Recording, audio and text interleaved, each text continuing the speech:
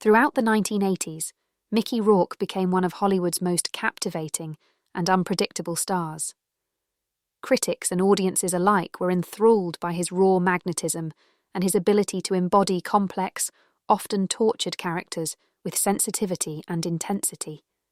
Dubbed the new Marlon Brando, Rourke had a remarkable run of films, each of which demonstrated his fearless, boundary-pushing approach to acting, even when the projects themselves were flawed. In this video, let us examine how Rourke's 80s golden era came to an end with the release of Francesco in 1989, a film that, while showcasing another deeply committed performance, marked the decline of his stardom due to a combination of poor distribution, controversial press, and Rourke's own turbulent public image. In the early 1980s, Rourke's breakthrough performance in Diner, 1982, introduced him as a formidable talent, winning over critics and directors with his brooding charm and natural charisma.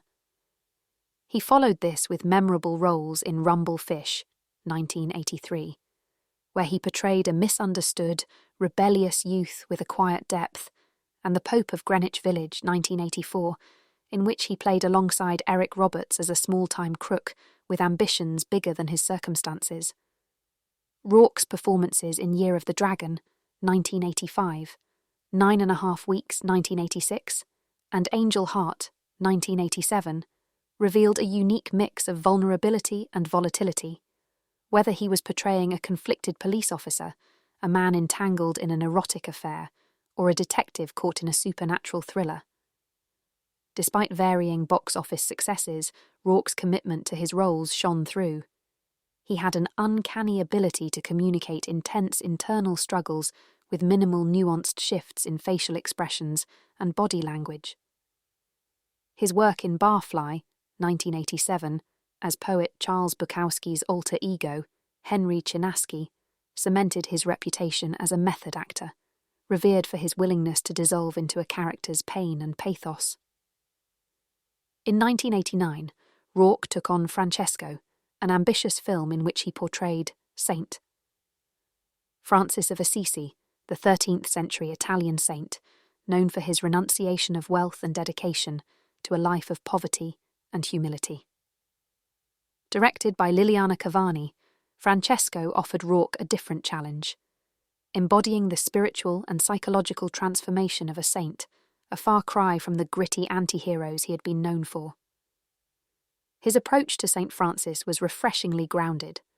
Rather than leaning into melodrama, Rourke conveyed the saint's journey through subtle gestures and restrained expressions, depicting the character's profound internal change without excessive sentimentality. Unlike the earlier romanticized version of St. Francis depicted in Franco Zeffirelli's Brother Sun, Sister Moon, 1972, Francesco sought a more realistic portrayal, focusing on the raw and human aspects of Francis's journey. Rourke's performance was praised for capturing this vision, offering a portrait of Saint Francis that was tangible and accessible rather than ethereal or over-sentimentalized. Small shifts in Rourke's facial expressions and physicality brought depth to the character, creating a portrayal of holiness grounded in human struggle. Despite a star-studded cast, including rising talent Helena Bonham Carter as Francis's close friend Claire, a haunting soundtrack by Vangelis, and Rourke's international fame, Francesco received an unexpectedly limited release. This was puzzling, especially given that Rourke had a substantial following, and the film had elements to appeal to both European and American audiences. The reasons behind this limited distribution remain murky, but several factors likely contributed. One theory involves the controversies surrounding Rourke himself. While promoting Francesco at the Cannes Film Festival, Rourke was questioned about allegations that he had donated money to the Irish Republican Army, IRA, a claim that brought significant media scrutiny and backlash. This controversial moment, amplified by Rourke's often erratic and rebellious public persona, may have made distributors wary.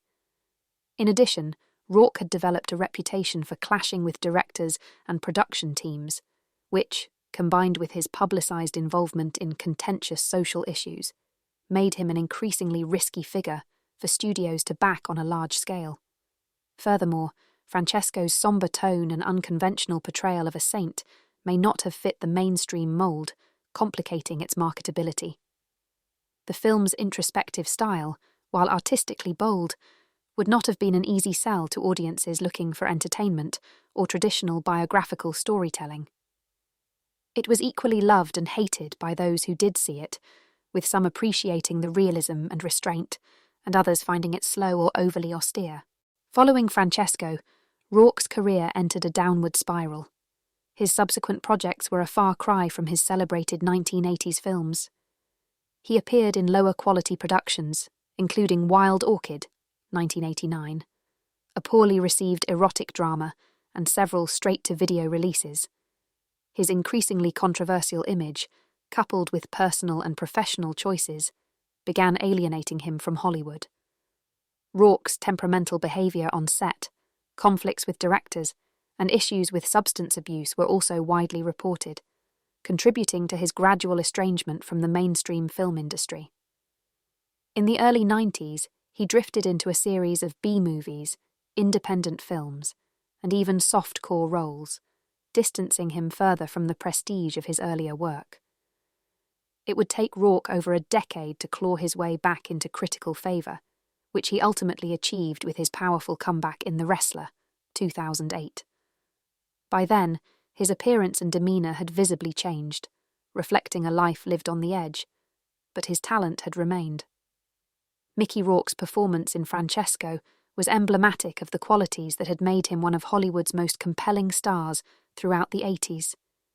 His intensity, his ability to convey complexity with restraint, and his commitment to characters that reflected the full range of human struggle. Yet, Francesco also marked the end of Rourke's golden era, as a combination of limited distribution, controversy, and his growingly tumultuous image brought his upward trajectory to a halt. The movie's failure to receive a proper release, despite Rourke's fame, the presence of Bonham Carter, and a soundtrack by Vangelis, illustrates how a promising film can falter due to external controversies and industry politics. After Francesco, Rourke found himself sidelined, entering a period of career decline that underscored the harsh realities of Hollywood. While Rourke's legacy from the 80s remains that of an iconic, unfiltered talent, Francesco stands as both a high point in his artistic journey and a tragic turning point, ending a decade that had seen him rise to stardom and setting him on a long path toward eventual redemption.